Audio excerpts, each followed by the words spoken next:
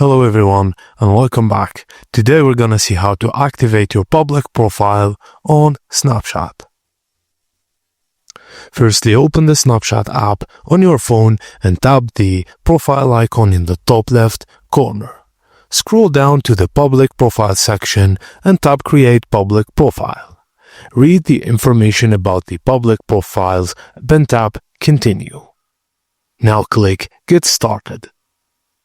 A confirmation box will pop up to tap Create. Now done, you now have a public profile on Snapchat.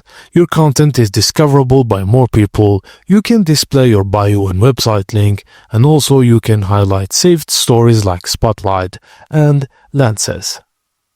Now customize your public profile by adding a public profile picture, bio, and saved stories. And that's it, guys. Thank you for watching, and please don't forget to like and subscribe for more.